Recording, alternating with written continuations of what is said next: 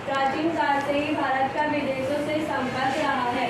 16वीं शताब्दी से भारत से व्यापार करने के लिए यूरोपीय शक्ति ने भारत आना प्रारंभ किया, जिसमें पुर्तगाली, डच, फ्रांसीसी और ब्रिटिश प्रमुख थी। भारत और यूरोप के मध्य व्यापार जल और थल द्वारा होता था। इन मार्गों की संख्या 3 थी। प्रथम मार्ग फारस की खाड़ी से होता हुआ समुद्री मार्ग था। इन मार्ग से इराक, तुर्की, वेनिस और जिनेवा से व्यापार होता था। दूसरा मार्ग लाल सागर से अलेक्जेंड्रिया का था। अलेक्जेंड्रिया, जहाँ से समुद्र द्वारा वेनिस और जिनेवा को जाया जाता था। तीसरा मार्ग मध्य एशिया से मिड्स और फिर यूरोप के लिए था। इस प्रकार से यूरोप के सभी क्षेत्रों में भारत की वस्तुओं के वितरण के लिए वेनिस और जिनेवा प्रमुख व्यापारिक केंद्र थे। इटली ने भारत की प्रमुख वस्तुओं के व्यापार पर अपना एकाधिकार जमाए रखने के लिए यूरोप की शक्तियों की व्यापारी हिस्सेदारी को रोक दिया। 15वीं शताब्दी से तुर्कों ने अपना अधिकार। हेलो गाइस, कैसे हैं? उम्मीद करता हूँ आप लोग अच्छे होंगे। तो आज हम लोग कक्षा 8 की हमारा इतिहास और नागरिक जीवन का पहला पाठ पढ़ेंगे। और उस पहले पाठ का जो शीर्षक है वह है यूरोपीय शक्तियों का भारत में आगमन। अब हेडिंग जो है आपकी वो व्यापारिक मार्ग। प्राचीन काल से ही भारत और विदेशों से संपर्क रहा। 16वीं शताब्दी से भारत से व्यापार करने के लिए यूरोपीय शक्तियों ने भारत आना आरंभ किया। समझ गए कि नहीं? यूरोपीय शक्तियाँ जो थी वह 16वीं शताब्दी से लगभग व्यापार करने के लिए भारत आना आरंभ की, और जिसमें पुर्तगाली, डच, फ्रांसीसी, ब्रिटिश प्रमुख थी। भारत और यूरोप के मध्य व्यापार जल और थल द्वारा होता था, यानी जल मार्ग भी था और स्थल मार्ग भी था। वो दोनों मार्गों से व्यापार करते थे। तो ध्यान दोगे आगे। इन मार्गों की संख्या 3 थी। प्रथम मार्ग जो था फारस की खाड़ी। अब आप ध्यान दोगे थोड़ा सा यहाँ पर, ये इंडिया है, ये इंडिया है ऐसे ऐसे करके, और इसके इधर का ये सब भाग जो है ये अरब महाद्वीप है। तो ये इधर ये जो ऐसे करके एक है, ये यहीं पर ये जो है ये फारस की खाड़ी है, ये वाला भाग, ये जो ये समुद्री, ये अरब सागर हो गया। आपका समझ में आ रहा होगा, मुझे उम्मीद है आप लोगों को। तो ये अरब सागर है, और इधर ये क्या है, बे ऑफ बंगाल, यानी बंगाल की खाड़ी है। समझ गए होंगे, है ना? पूरब साइड में बंगाल की खाड़ी है और पश्चिम साइड में अरब सागर है। तो ये वाला अरब सागर के जस्ट ये ऊपर जो ये वाला भाग है, ये बंगाल की खाड़ी है से होता हुआ समुद्री मार्ग था। इस मार्ग में इराक, तुर्की, वेनिस और जिनेवा से व्यापार होता था। दूसरा मार्ग जो था लाल सागर। अब ये इधर वाला जो भाग है ये अफ्रीका, अब इधर का ये जो भाग आ जाता है ये अफ्रीका महाद्वीप आ जाता है। ये अफ्रीका महाद्वीप आ जाता है यहाँ पर। समझ गए होंगे आप लोग, मुझे उम्मीद है ना? अफ्रीका महाद्वीप है। तो ये वाला जो भाग है अफ्रीका महाद्वीप के जो पूर्वी भाग है, ये यहीं से ये लाल सागर है, रेड सी।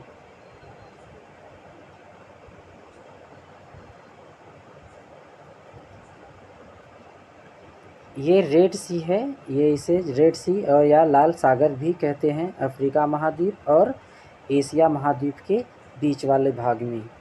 तो ये भी एक मार्ग था, ये भी जल और स्थल मार्ग जुड़ा हुआ था। तो दूसरा मार्ग लाल सागर से अलेक्जेंड्रिया का था, जहाँ से समुद्र द्वारा वेनिस और जिनेवा को जाता था। यानी यूरोप में जो व्यापारिक केंद्र प्रमुख था वो वेनिस और जिनेवा ही था। तीसरा मार्ग मध्य एशिया से मिस्र यानी स्थल मार्ग, ये वाला जो भाग था इसके ऊपर, ये आपकी इंडिया है ना, ये इंडिया है, और इंडिया के जस्ट ऊपर वाला ये सब भाग जो है ये सब मध्य एशिया का भाग है। यहीं से मिस्र से यूरोप यानी तुर्की से होते हुए यूरोप के लिए था। तो ये मुझे उम्मीद है कि आप लोगों को समझ में आ गया होगा यहाँ तक। आगे बढ़ते हैं फिर।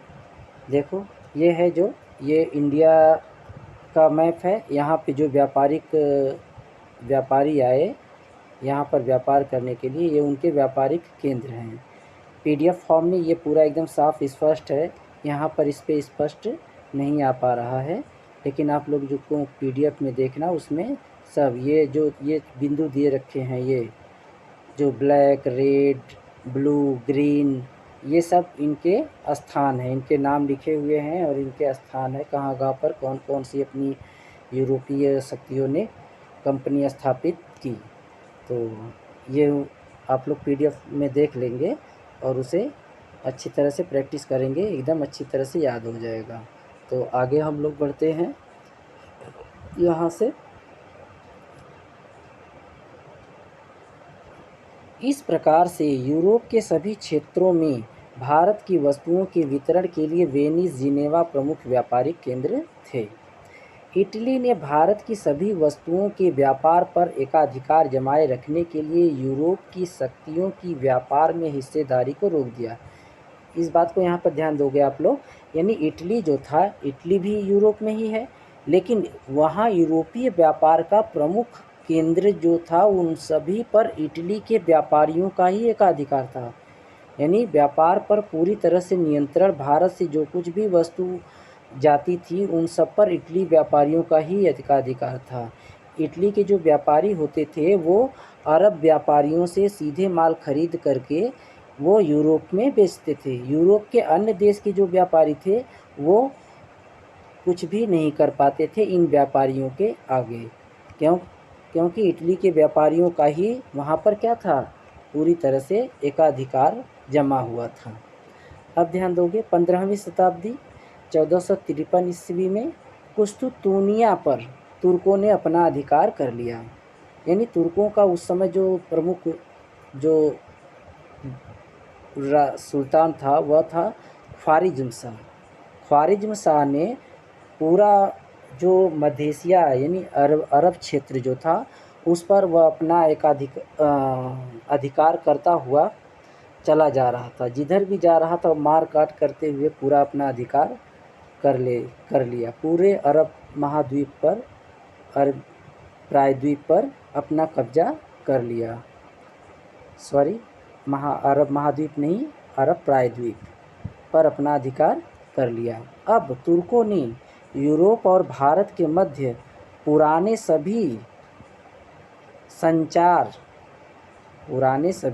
संचार के माध्यमों को बंद कर दिया। कुछ तो पुराने मार्ग को ध्यान दोगे, यहाँ पे कुछ मिसप्रिंट हो गया है। ये कुस्तुतूनिया जो नगर था वह व्यापार का मुख्य द्वार था। यानी यूरोप महाद्वीप और एशिया महाद्वीप के मध्य में कुस्तुतूनिया नगर ही दोनों के व्यापारिक केंद्र था। अतः व्यापार के लिए यूरोप के व्यापारियों को कुस्तुतूनिया नगर पार करना ही पड़ता था। लेकिन तुर्कों द्वारा मार्ग पर कब्जा होने के कारण यूरोप और भारत के मध्य व्यापार को बहुत धक्का लगा। इस तरह से चूँकि उन लोगों का अधिकार हो गया, जिससे व्यापार करना संभव नहीं हो सका। अब यूरोप वासियों ने व्यापार के लिए नए समुद्री मार्ग की खोज करना आरंभ कर दिया। जाहिर सी बात है, चूँकि यूरोपीय सबसे ज़्यादा मसाले का व्यापार करते थे, वो भारत से मसाला ही सबसे ज़्यादा खरीदते थे। क्योंकि यूरोप जो है वो उत्तरी ध्रुव के पास में है, समझ रहे होंगे आप लोग। ये आपकी जैसे पृथ्वी है और पृथ्वी का ये आपका नॉर्थ पोल है, ये साउथ पोल है, यानी ये उत्तरी ध्रुव है, ये दक्षिणी ध्रुव है। तो उत्तरी ध्रुव के ये पास में है, इस वाले बेल्ट में ही, इधर ये यहीं पर है ये वाला ये क्षेत्र। तो ये बहुत ठंडा प्रदेश है और यहाँ के लोग ज़्यादातर मांसाहारी हैं और मांस को लंबे समय तक मसाला के माध्यम से संरक्षित रखते थे। और मसाला यहाँ पर उत्पादित होता नहीं है, क्योंकि मसाला एक उष्णकटिबंधीय वनस्पति पौधा है जो कि मध्य एशिया वाले भाग में ही पाया जाता है। मध्य एशिया वाला भाग मतलब ये आपका ये वाला भाग, यानी ये आपके कर्क रेखा और ये मकर रेखा, ये कर्क रेखा और ये मकर रेखा, ये भूमध्य रेखीय प्रदेश में, जिसे हम विषुवत रेखीय भाग भी कहते हैं, इस वाले भाग में ही मसाले का पैदावार होता है। तो यहाँ से गरम मसाले जो थे वो इंडिया यानी अरब महाद्वीप होते हुए इस महाद्वीप के लिए, एशिया महाद्वीप के लिए जाता था। लेकिन अब मार्ग बंद हो जाने के कारण इन लोगों को मसाला मिलना संभव नहीं हो सका, इसलिए इन्होंने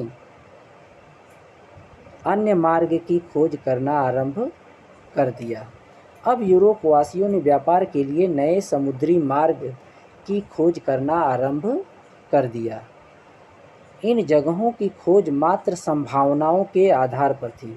उनको ये नहीं पता था कि किधर कैसे क्या सिचुएशन है हम मार्ग का, वो सिर्फ एक संभावना व्यक्त करते थे कि इस रास्ते से हम लोग चलेंगे तो यहाँ पे पहुँच जाएंगे। इसलिए कुछ नाविकों ने यूरोप के उभरते राज्यों के महत्वाकांक्षी राजाओं और रानियों को धन, धर्म, ध्वज के सपने दिखाए। उस समय धर्म का बहुत अधिक प्रभाव था समाज में। जो कुस्तुतुनिया पर जो तुर्कों ने अधिकार कर लिया, उन लोगों ने इस्लाम धर्म का प्रचार प्रसार करना शुरू कर दिया था। उसी समय उधर यूरोप महाद्वीप में ईसाई धर्म का प्रचार प्रसार हो रहा था। अब दोनों, तुर्की चाहते थे कि यूरोपीय लोग इस्लाम धर्म को कबूल कर लें, लेकिन क्योंकि उस समय तक वहाँ भी ईसाई धर्म अपने चरमोत्कर्ष पर था, तो जो कुछ नाविक जो थे वो यूरोप के उभरते राज्यों के महत्वाकांक्षी राजाओं और रानियों को धन, धर्म और ध्वज के सपने दिखाएं। यानी धन कि उनको लालच दिखाया, धर्म मतलब ईसाई धर्म का प्रचार प्रसार करने के लिए, और ध्वज यानी जिस राज्य पर उनका एकाधिकार हो जाएगा, अधिकार हो जाएगा, वहाँ पर क्या होगा, उस देश का ध्वज लहराएगा। तो धातुओं में जैसे सोना, चांदी और मसालों के फ़ायदेमंद व्यापार से एकत्रित करने की संभावना व्यक्त की उन लोगों के सामने। और उसी समय जस्ट ध्यान दोगे आप लोग ज़रा सा यहाँ पे, एक मिनट, थोड़ा सा ये बड़ा कर लेते हैं PDF आपका। ये है अब धन। राज्य की आमदनी के लिए खजाना इकट्ठा करना, कीमती धातु, सोना एवं मसाले के फ़ायदेमंद व्यापार के लिए एकत्रित करने की संभावना थी। इस प्रकार का उन लोगों ने उनको लालच दिया। अब धर्म, ईसाई धर्म का दूर दराज इलाकों में प्रचार करना। ईसाई धर्म का ध्वज, यूरोप के राष्ट्रों का झंडा दूर दूर के उपनिवेशों पर फहराएं, जिससे उनका साम्राज्य बढ़ेगा। उपनिवेश जानते हैं क्या होता है? जब कोई शक्तिशाली देश किसी कमज़ोर देश पर अपना अधिकार कर लेता है तो वह शक्तिशाली देश का जो कमज़ोर देश होता है वह उसका उपनिवेश हो जाता है। तो इसीलिए ये इन लोगों को लालच दिया कि आपके हम ध्वज को विश्व के कोने कोने में ले जाएंगे। इस प्रकार से उन राजाओं को बड़े बड़े साम्राज्य का सपना दिखा करके उन्हें व्यापार या नए समुद्री मार्ग की खोज के लिए प्रेरित किया। अब यहाँ ध्यान दोगे आप लोग, ये अफ्रीका महाद्वीप है ये वाला, और ये जो है आपका एक मिनट, थोड़ा सा अभी मैं आप लोगों को ये दिखा रहा हूँ। तो ये देखो, ये इंडिया है आपकी, ये क्या है आपकी, इंडिया है। और ये जो है, ये वाला भाग जो है ये ध्यान दोगे, 1 मिनट थोड़ा सा। ये जो है आपकी ये फारस की खाड़ी है और ये जो है रेड सी है। ध्यान दोगे आप लोग यहाँ पर। ये जो है ये फारस की खाड़ी है और ये रेड सी है, ये मार्ग। और ये आपका जो है ये अफ्रीका महाद्वीप है। और ये आपका अफ्रीका महाद्वीप, देखो यहीं से ये व्यापारी चले थे, ये रहा ये मार्ग अफ्रीका महाद्वीप होते हुए ये यहाँ से इसके इधर ये इंडिया है। तो यहाँ तक ये बात आप लोगों को समझ में आ गई होगी।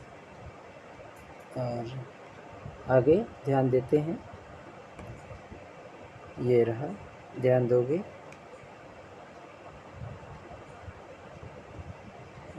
यूरोप के राजाओं ने इन नाविकों को समुद्री यात्रा का खर्चा वहन किया, जिससे ये नाविक जो है नए मार्ग की खोज के लिए निकले। अब ये देखो यहाँ पर ये आपका जो है पुर्तगाल है, यहाँ से ये निकले, ये यहाँ से ऐसे होते हुए ये अफ्रीका महाद्वीप के तट से होते हुए ये ऐसे होते हुए ये ऐसे, ये आपका यहाँ पर आ गया मेडागास्कर। यहीं पर जो वास्को डी गामा जो आता है उसको यहीं पर मिलता है कौन, एक अब्दुल मजीद, एक अब्दुल मजीद नामक एक समुद्री नाविक मिलता है जो भारत ले जाने का मार्ग वास्को डी गामा को बताता है। इस प्रकार से यहीं से वास्को डी गामा अब्दुल मजीद के निर्देशन में भारत के पश्चिमी तट पर कालीकट नामक स्थान बंदरगाह पर पहुंचता है और वहीं से वह अपना व्यापार करना आरंभ कर देता है। तो मुझे उम्मीद है कि आप लोगों को ये बात समझ में आ रही होगी। और ये देखो ये स्थल मार्ग था, ये हालांकि एंशिएंट सिल्क रोड है लेकिन ये भी एक रोड था। ये देखो ये यहाँ से, और ये यहीं से एक ये मार्ग जो था ये इंडिया को आ जाता था। ये रही आपकी इंडिया वाला भाग, ये इंडिया है आपका, यहाँ से ये मार्ग। तो इन्हीं सब मार्गों से ये व्यापार करते हुए ऐसे ऐसे ये, और इधर का ये जो भाग है आपका, ये आपका क्या है, यूरोप महाद्वीप है ये। और ये जो है ये वाला जो भाग है ये अफ्रीका महाद्वीप है, ये अफ्रीका महाद्वीप है। समझ में आ गई होगी आपको बात। और ये जो है ये वाला भाग ही ये क्या है, मध्य एशिया है पूरा ये। और इसके ऊपर जो है ये एशिया में सब विश्व का सबसे बड़ा देश जो वर्तमान में क्या है, रूस है ना, रूस है ये यहाँ पे इसके ऊपर। तो इस मार्ग से ये लोग, ये स्थल मार्ग था। और ये वाला मार्ग और ये वाला मार्ग स्थल और जल दोनों मार्ग था, इन दोनों से भी व्यापार करते थे। तो आगे बढ़ते हैं फिर हम लोग हैं। और उस समय जो खोज करने में सबसे बड़ा जो उन लोगों को सहायक रहा हुआ था क्या, कुतुबनुमा। ये रहा आपका कुतुबनुमा ये घड़ी। इस घड़ी में क्या है कि ये हमेशा रेड, जो ये रेड लाइन है जो, ये हमेशा उत्तर की दिशा में रहती है। इससे उन्हें पता दिशा का भ्रम नहीं होता है, वह आसानी से समुद्री मार्ग करते समय दिशा का ज्ञान प्राप्त कर लेते थे। इनके नाविकों ने कुतुबनुमा का हिंदी होता है दिशा सूचक की सहायता से रास्तों की खोज में लंबी समुद्री यात्राएं की। कुतुबनुमा के द्वारा दिशाओं का ज्ञान होता है, कुतुबनुमा के द्वारा क्या होता है, दिशाओं का ज्ञान होता है। अब भारत की खोज में निकले स्पेन कुतुबनुमा निवासी, स्पेन निवासी, कुतुबनुमा नहीं ये मिसप्रिंट हो गया है, ध्यान दोगे आप लोग। स्पेन निवासी कोलंबस, स्पेन का जो एक नाविक था कोलंबस, भारत की खोज करने के लिए निकला था। और वह कहाँ पहुँच गया, अमेरिका पहुँच गया। और अमेरिका पहुँच करके उसने बताया कि मैं भारत पहुँच गया हूँ। लेकिन कुछ समय बाद उसे पता चला कि यह भारत नहीं है तथा पुर्तगाल निवासी वास्को डिगामा अपनी लंबी जल यात्रा के दौरान अफ्रीका के दक्षिणी छोर होते हुए भारत के पश्चिमी समुद्री तट कालीकट बंदरगाह 1498 में ईस्वी कालीकट बंदरगाह पर पहुंचकर भारत की खोज की। अब पुर्तगालियों को अब नेक्स्ट पेज पे हम लोग चलते हैं, थोड़ा सा 1 मिनट।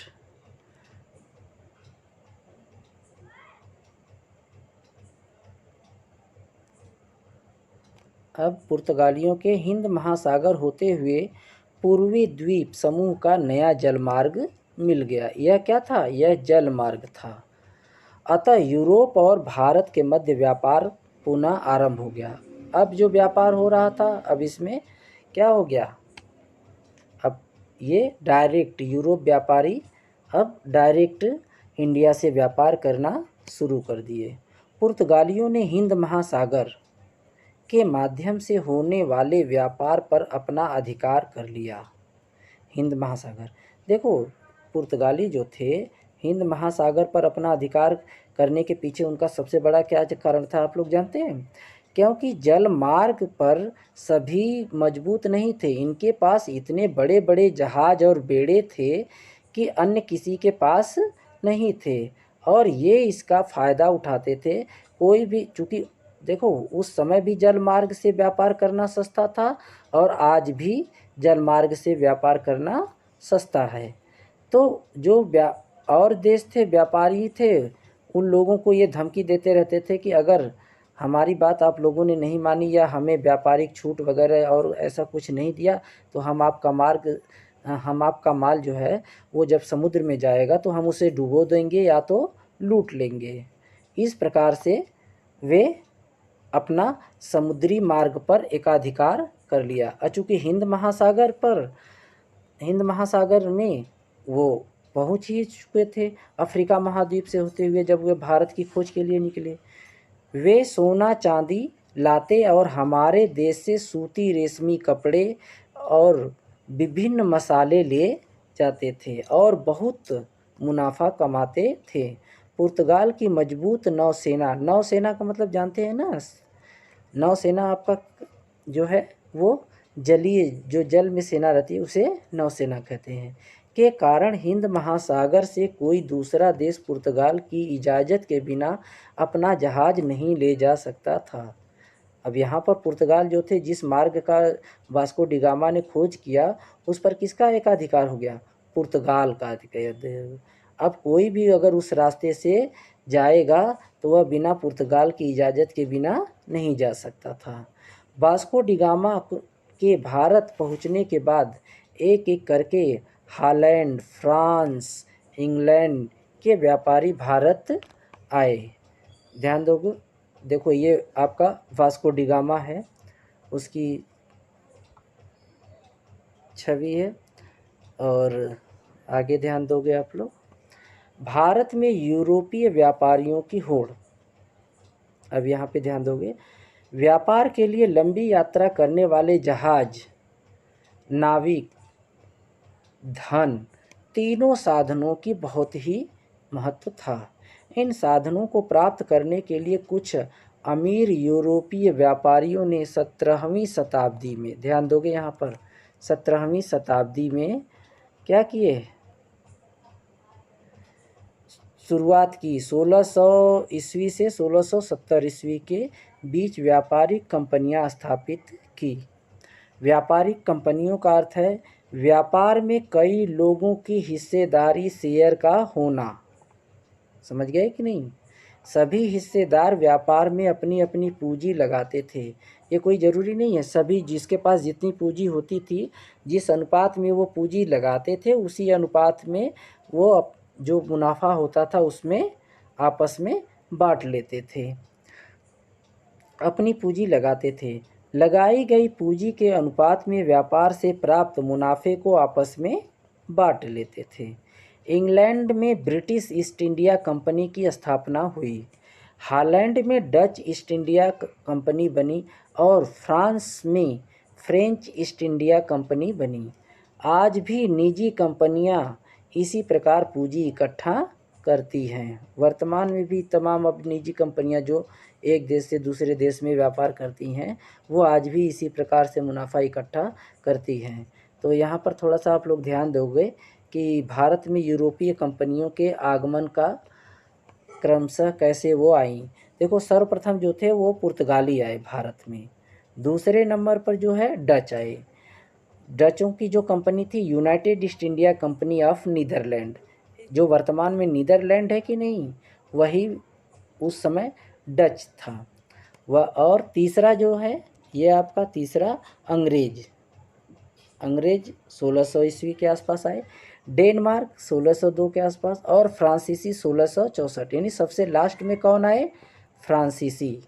यानी पहले नंबर पर तो हो गए क्या आपके पुर्तगाली, और अंतिम नंबर पर कौन हो गए? यानी 5वें नंबर पर फ्रांसीसी। ये फ्रांसीसी थे। देखो यहाँ पे ध्यान दोगे, भारत में सर्वप्रथम पुर्तगाली आए थे और सबसे अंतिम में भी पुर्तगाली ही गए। गोवा, दमन, दीव वगैरह से ये क्षेत्र, इन क्षेत्रों से ये नहीं तो भारत की आज़ादी के बाद भी गोवा पर किसका अधिकार था?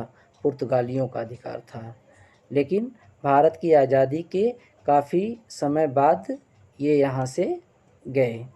अब ध्यान दोगे, भारत में सबसे पहले पुर्तगाली व्यापार करने आए। उन्होंने पश्चिमी समुद्री तट पर गोवा, दमन, दीव में अपने व्यापारिक केंद्र स्थापित किए। कहाँ स्थापित किए? गोवा और दमन दीव में अपने व्यापारिक केंद्र स्थापित किए। विदेशी कंपनियों के इन व्यापारिक केंद्रों को कोठी कहते थे। समझ गए कि नहीं? कोठी किसे कहते थे? जहाँ पर वो अपने माल को इकट्ठा करते थे और वहाँ से फिर इकट्ठा माल कहाँ पर? अपनी नावों में लाद करके, लोड करके वो यूरोप को ले जाते थे। तो इस प्रकार से वो यहाँ पे व्यापार करते थे। नेक्स्ट पेज पे हम लोग चलते हैं, ध्यान देते हैं यहाँ पर।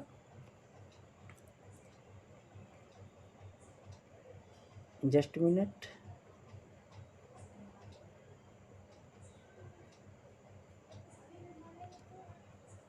फैक्ट्री, ध्यान दोगे यहाँ पर। फैक्ट्री शब्द, फैक्ट्री या इसे हिंदी में जिसे कोठी कहते हैं, फैक्ट्री शब्द का प्रयोग व्यापारिक केंद्रों में स्थापित कार्यालय अथवा कोठी से है। फैक्टर शब्द का अर्थ एजेंट है। फैक्टर शब्द का अर्थ क्या है? एजेंट है। कंपनी की ओर से कार्य करने वाले व्यापारी, कंपनी की ओर से काम करने वाले व्यापारी या एजेंट जिस कोठी में काम करते थे या कार्य करते थे उसे फैक्ट्री कहा जाता था। समझ गए कि नहीं? यूरोपियों की बस्तियों के लिए भी सैनिक रखे जाते थे। कोठियों की रक्षा किलों की तरह होती थी। समझ गए कि नहीं? देखो, भारत में इन लोगों को व्यापार करने में इस प्रकार की कोठियों ने बहुत सहायता की। पहले तो यह माल इकट्ठा करने के लिए रखते थे, लेकिन धीरे धीरे फिर यहाँ पर माल की सुरक्षा के लिए सेना रखने लगे। फिर माल की सुरक्षा के नाम पर फिर अपनी सुरक्षा के लिए, और फिर अपनी सुरक्षा के नाम पर ये धीरे धीरे बहुत बड़ी सेना इकट्ठा करने लगे। और उसी सेना के माध्यम से यहाँ के राजाओं को आपस में लड़ा करके, फ़ायदा उठा करके पूरे भारत पर इन लोगों ने कब्जा कर लिया। इन किलों की सुरक्षा के लिए यूरोपीय व्यापारियों के सशस्त्र सैनिक तैनात रहते थे, यानी शस्त्र के साथ तैनात रहते थे। वास्को डी गामा के भारत पहुंचने के बाद एक एक करके हॉलैंड, इंग्लैंड, फ्रांस के व्यापारी जल के रास्ते भारत आने लगे। इस समय तक हिंदुस्तान के किसी भी शासक ने नौसेना तैयार करने की बात सोची तक नहीं थी। सोच लो, जिस समय ये 1600, इस समय समझ लो भारत में मुगलों का शासन था, और उस समय तक और दक्षिण भारत में तमाम छोटे छोटे सुल्तान थे। उन लोगों ने अभी तक नौसेना के बारे में सोचा तक नहीं था, और यूरोपियों के पास बहुत बड़ी नौसेना थी, इसीलिए तो वो समुद्र में या समुद्री व्यापार पर उनका एकाधिकार था। आगे हम लोग ध्यान देंगे, हॉलैंड निवासियों ने जो डच कहलाते थे, हॉलैंड जो है, हॉलैंड, नीदरलैंड, ये जो था ये डच कहलाते हैं, कालीकट, कोचीन, नागापट्टनम, चिनसुरा में व्यापारिक केंद्र खोले। समझ गए कि नहीं? कालीकट, कोचीन, नागपट्टनम, चिनसुरा में व्यापारिक केंद्र खोले। फ्रांसीसियों ने कहाँ खोला? ध्यान दोगे यहाँ पर, फ्रांसीसियों ने मछलीपट्टनम, पांडिचेरी, चंद्रनगर, माही स्थानों में अपने व्यापारिक केंद्र बनाए। समझ गए कि नहीं आप लोग? ध्यान दोगे यहाँ पर।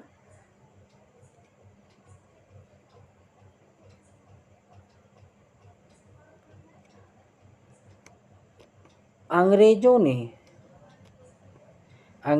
ने अपने को केवल समुद्र तट तक ही सीमित नहीं रखा, बल्कि सूरत, कैम्बे, अहमदाबाद, आगरा, भड़ौच, पटना, कासिम बाजार स्थानों पर व्यापारिक केंद्र बनाए।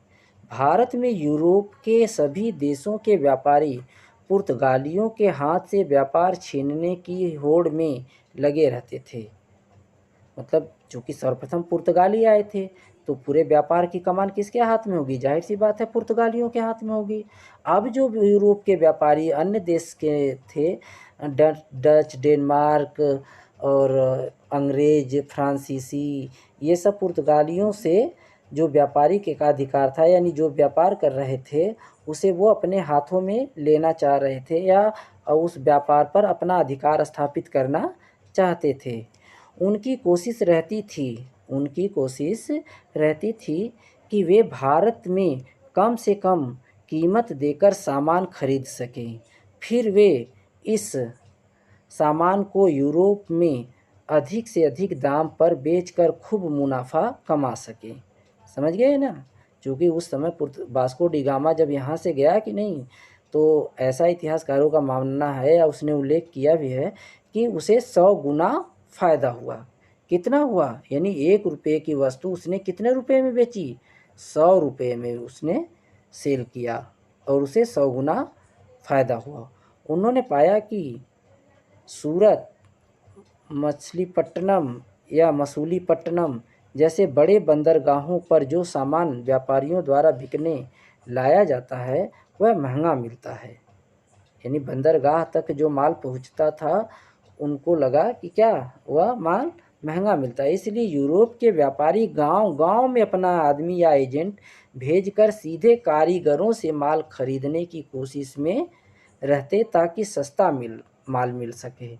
समझ गए कि नहीं? क्योंकि बंदरगाह पर जो भी माल अब इकट्ठा करके व्यापारी ले जाते थे, तो उन माल के वो माल उन लोगों को महंगा लगता था, इसलिए वो सीधे गाँवों में पहुंच गए और वहाँ पर अपने एजेंट के माध्यम से व्यापार करना आरंभ कर दिए, क्योंकि एजेंट के माध्यम से वो माल बहुत सस्ते में खरीदते थे, इसलिए उस पर उन्हें मुनाफा बहुत अधिक मिलता था। समय के साथ पुर्तगाली नौसेना और किलों की ताकत अंग्रेज, डच, फ्रांसीसियों से कई मुकाबलों के कारण कमज़ोर पड़ गई। कुछ समय तक किसी एक का भारत के व्यापार पर अधिकार नहीं जम सका। अब अगली हेडिंग क्या है आपके? विदेशी कंपनियों ने व्यापार में लाभ के लिए साम, दाम, दंड भेद के तरीके अपनाए। यह डायरेक्ट प्रश्न भी पूछा जा सकता है कि विदेशी कंपनियों ने व्यापार में लाभ के लिए किन तरीकों को अपनाए। तो क्या लिखोगे आप लोग? साम, दाम, दंड भेद के तरीके अपनाए। आगे ध्यान दोगे, उन्होंने बादशाहों व राजाओं के पास अपने अपने प्रतिनिधि या दूत भेजे और भारत में खुलकर व्यापार करने की इजाज़त मांगी। यानी किन्होंने? यूरोपीय कंपनियों ने या यूरोपीय व्यापारियों ने, या जो भारत के राजा या बादशाह थे उनके पास अपने दूत या प्रतिनिधि भेजे, व्यापार करने की इजाज़त मांगे ताकि वह खुले रूप से व्यापार कर सकें। अनुमति प्राप्त करने के लिए वे खुशामद भी किया करते थे। फलस्वरूप राजाओं ने अधिकार पत्र, फरमान जारी किए। व्यापारियों के दूतों ने कुछ करों को न देने की छूट मांगी। उन्होंने व्यापार के लिए कुछ करों में छूट मांगी। इसके बदले में उन्होंने बादशाहों व राजाओं को नवीन वस्तुएं भेंट की। उन्होंने वो ऐसी ऐसी वस्तुओं को भेंट किए जो भारत में उस समय सुलभ नहीं थी। वो यूरोप से तमाम ऐसी वस्तुएं लाते थे जो भारत में सुलभ नहीं थी, और उन वस्तुओं को राजा व बादशाहों को भेंट किए ताकि राजा या बादशाह खुश होकर के उन्हें व्यापार में छूट दें और व्यापार ज़्यादा से ज़्यादा क्षेत्र पर करने की अनुमति दें। मुग़ल बादशाह जहांगीर के दरबार में कैप्टन हॉकिंस, ध्यान दोगे यहाँ पर, कैप्टन हॉकिंस 1608 ईस्वी में आने वाला प्रथम अंग्रेज, ध्यान दोगे यहाँ पर, अगर पूछा जाए कि भारत में मुग़ल बादशाह जहांगीर के दरबार में आने वाला प्रथम अंग्रेज राजदूत कौन था, तो क्या लिखोगे, कैप्टन हॉकिंस। इसके बाद सर टॉमस रो 1615 ईस्वी में जहांगीर के दरबार में आया। जब उसने मुग़ल जहांगीर के दरबार की शान शौकत देखी तो वह बहुत प्रभावित हुआ। उसने सम्राट को अंग्रेजी दस्ताने भेंट किए और इंग्लैंड में इस्तेमाल की जाने वाली बग्घी, जिससे जहांगीर प्रसन्न हुआ। समझ गए होंगे आप लोग। यहाँ पर नेक्स्ट पेज पे चलते हैं हम लोग। Just minute.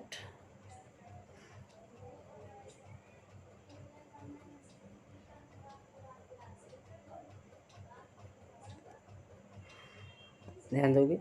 राजाओं के मन में आशा थी कि उनके राज्य का खजाना बढ़ेगा, क्योंकि वो व्यापार करेंगे तो वो कुछ टैक्स भी देंगे और यहाँ से कुछ माल जाएगा और कुछ नए माल आएगा, तो क्या होगा, राज्य का खजाना बढ़ेगा तथा करों में छूट देने से उनके राज्यों में ज़्यादा व्यापार आकर्षित होगा और राज्य खूब फलेगा फूलेगा, इससे और अधिक कर मिलेगा। हिंदुस्तान के राजाओं के मन में यूरोपीय व्यापारियों की तरफ से मिलने वाली धमकी का असर भी था। हिंदुस्तान के राजाओं के मन में यूरोपीय व्यापारियों की तरफ से मिलने वाली धमकी का भी असर था। पुर्तगाली नौसेना का मुकाबला दूसरे यूरोपीय देशों की सशक्त नौसेनाएं ही कर सकती थी और हिंदुस्तान के जहाज़ों को पुर्तगालियों के खतरे से सुरक्षा की ज़रूरत थी, क्योंकि वो समुद्री मार्ग से जो माल जाता था कि नहीं, चूँकि इस समय तक क्या था, पुर्तगालियों ने समुद्री मार्ग पर अपना एकाधिकार स्थापित कर लिया था। उसके कुछ समय अंतराल के पश्चात जो और व्यापारी यूरोप से आने वाले देश थे, फ्रांस के, इंग्लैंड के, डेनमार्क के, तो ये लोग भी अपना अधिकार स्थापित कर चुके थे। तो इन लोगों के प्रति राजा के अंदर यह डर बन गया था कि अगर हम इन लोगों को व्यापार में छूट नहीं देंगे तो ये लोग हमारे माल को आसानी से इधर उधर नहीं होने देंगे, जिससे उन्हें काफ़ी क्षति हो सकती थी। आगे हम लोग ध्यान देते हैं। अंग्रेज, फ्रांसीसी, डच कहते हैं, क्या कहते हैं, अंग्रेज, फ्रांसीसी, डच कहते हैं, व्यापार की छूट दोगे तभी हम हिंदुस्तानी जहाज़ों की सुरक्षा की गारंटी देंगे, नहीं तो मौका मिलने पर उन्हें लूटा व डुबोया जाएगा। देख रहे हो ना, ये अंग्रेज, फ्रांसीसी और डच कह रहे हैं यहाँ पर कि अगर आपने हमें व्यापार में छूट नहीं दी तो हिंदुस्तानी जहाज़ों की सुरक्षा की गारंटी नहीं देंगे। अगर आप देंगे तभी हम आपको सुरक्षा की गारंटी देंगे, नहीं देते हैं तो हम आपकी नावों को क्या करेंगे, लूट लेंगे और समुद्र में डुबो देंगे। तो आगे देखते हैं हम लोग। इन नीतियों व स्थितियों का फ़ायदा उठाकर यूरोप के व्यापारियों ने हिंदुस्तान में व्यापार से खूब लाभ कमाया। उन्हें कई कर टैक्स न देने की छूट मिली। ज़मीन खरीदकर उन्होंने अपने गोदाम, घर, बंदरगाह और अपने अपने किले भी बनाए। और भी जानिए। आगे हम लोग देखते हैं क्या है। यूरोपियों द्वारा मसालों का प्रयोग स्वाद के लिए नहीं, ध्यान दोगे यहाँ पर, यानी यूरोपियों द्वारा मसालों का प्रयोग स्वाद के लिए नहीं बल्कि मांस को सड़ने से बचाने के लिए भी किया जाता था। समझ गए कि नहीं? क्योंकि सर्दी के मौसम में चारों तरफ बर्फ़ ही बर्फ़ जम जाता था। ऐसी स्थिति में उनके पास जो मांस थे, उन मांस को लंबे समय तक सुरक्षित रखने के लिए वह मसालों का प्रयोग, गरम मसालों का प्रयोग करते थे। तो गरम मसाला लगाने से मांस क्या होता था? सड़ने से बच जाता था, जिससे मांस कई महीनों तक सुरक्षित रह सके।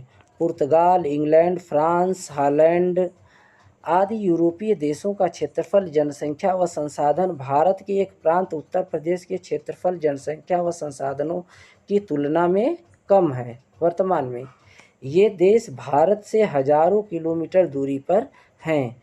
इन सब के बावजूद ये यूरोपीय देश भारत पर अपना आधिपत्य स्थापित करने में सफल हुए। अब ध्यान दोगे यहाँ पर, भारत में ये व्यापारी कैसे सफल हुए।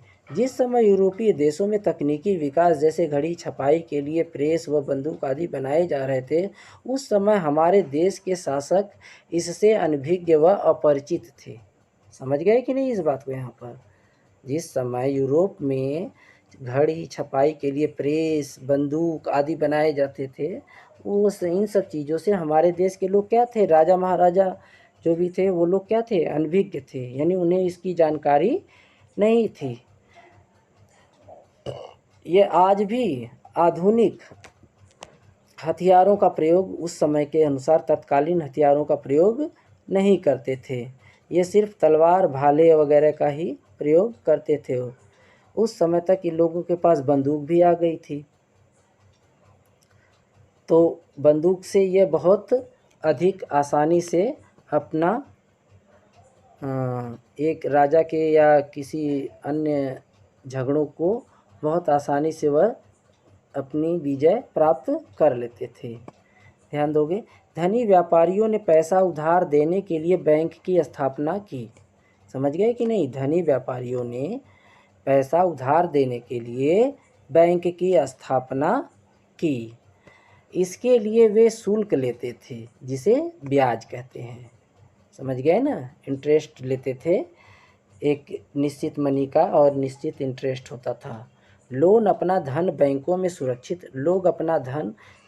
सुरक्षित रहते थे।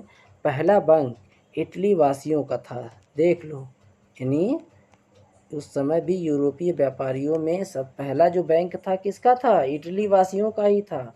और व्यापार पे एकाधिकार किसका था? इटली वासियों का ही था। 17वीं शताब्दी में लंदन और आम्स्टर्डम बैंक व्यवस्था बनाने वाले सबसे महत्वपूर्ण बने। आज यूरोप के समस्त देश यूरोपीय यूनियन में संगठित हो गए हैं और आर्थिक रूप से एक शक्ति के रूप में उभर कर आ रहे हैं। तो पाठ आज का यहीं पर समाप्त होता है और आगे हम लोग देखते हैं अभ्यास प्रश्न जो है। अभ्यास प्रश्न में क्या है आपका, ध्यान दोगे। बहुविकल्पी पहला प्रश्न जो है वो ये रहा आपके सामने, और इसमें मैंने पूरे क्वेश्चन सॉल्व किए हुए हैं। इसे आप लोग पढ़ोगे और इसमें जो डाउट्स हो या कुछ गलतियां हो तो उसे कमेंट बॉक्स में लिखने की कोशिश करेंगे, जिससे कि हमें पता चल सके और मैं अगली वीडियो में उसमें सुधार कर सकूं। अमेरिका की खोज की थी। अमेरिका की खोज किसने की थी? कोलंबस ने की थी। ध्यान दोगे यहाँ पर। और भारत में सर्वप्रथम कौन यूरोपीय व्यापारी आया? अब आपको अभी बताया था कि सबसे पहले कौन आए थे? पुर्तगाली आए थे। फिर कौन आया? डच आए थे। फिर उसके बाद कौन आया? अंग्रेज यानी इंग्लिश आए थे, अंग्रेज आए थे। फिर उसके बाद कौन आया? डेनमार्क आया था। डेनमार्क के आए थे लोग। और लास्ट में कौन आया? फ्रांसीसी आए थे। तो इसमें पी से पौंडीचेरी, डी से डच, ई से इंग्लैंड वासी या अंग्रेज, और डी ई से डेनमार्क, एफ आर से फ्रांसीसी।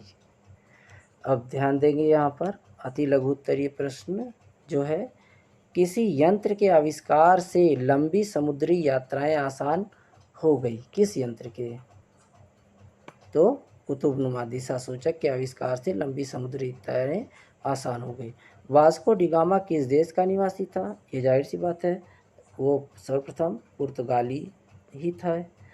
फिर मुगल बादशाह जहांगीर के दरबार में आने वाला प्रथम अंग्रेज राजदूत कौन था? तो विलियम हॉकिंस था। ध्यान दोगे आप लोग।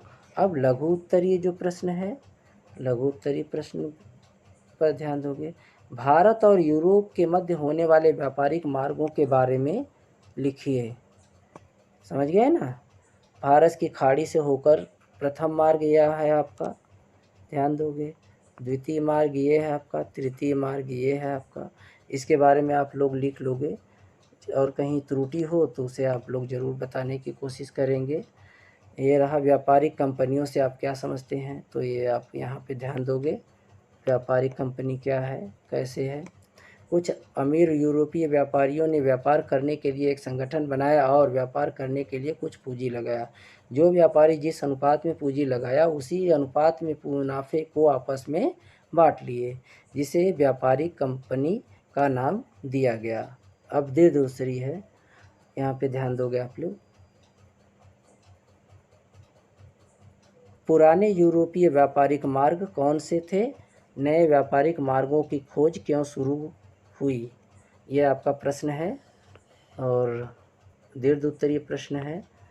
हम ध्यान देंगे आप लोग।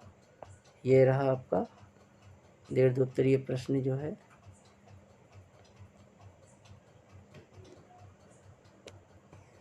यूरोप एवं एशिया के मध्य व्यापार ये है, इसे आप लोग लिख लेंगे। जो डाउट हो इसमें या त्रुटियां हो तो उसे बताएंगे आप लोग। प्रोजेक्ट वर्क में है आपका जो भारत से व्यापार करने वाले देशों के नाम, तो उस समय भारत से व्यापार करने वाले देश जो थे ये रहे आपके।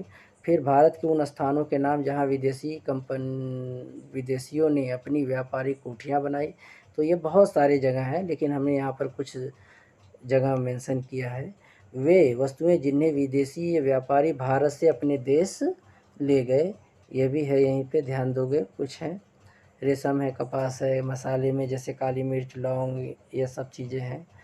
और छठा जो है ये आपका संसार के मानचित्र में उन मार्गों को बताइए जिसके द्वारा विदेशी भारत में व्यापार करने के लिए आए। तो आप यहाँ पे ध्यान दोगे। ये रहा आपका जो है क्या, पुर्तगाल।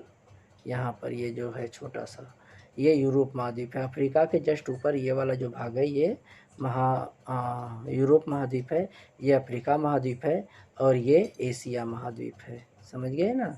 और ये आपका क्या है, इंडिया है। ध्यान दोगे आप लोग यहाँ पर, है ना? तो इस प्रकार से वो यहाँ पर आए। और आज की क्लास यहीं पे समाप्त करते हैं। और टेलीग्राम और व्हाट्सएप लिंक दे रखा है, उसे आप लोग ज्वाइन कर लें। उसमें ये PDF आप लोगों को डाल दी जाएगी, जहाँ से आप लोग आसानी से डाउनलोड करके जो भी प्रश्न हैं उनको आप लोग लिख सकेंगे। और जो डाउट हो उसे आप लोग कमेंट बॉक्स में ज़रूर लिखेंगे। और लास्ट में आप लोग जानते ही हैं, लाइक और शेयर, और ज़्यादा से ज़्यादा जल्दी अधिक से अधिक लोग सब्सक्राइब करें, जिससे कि यह चैनल आप लोगों को लाइव क्लास लेने में मदद कर सके। तो आज की क्लास यहीं पे ख़त्म करते हैं। ओके, बाय, नमस्कार।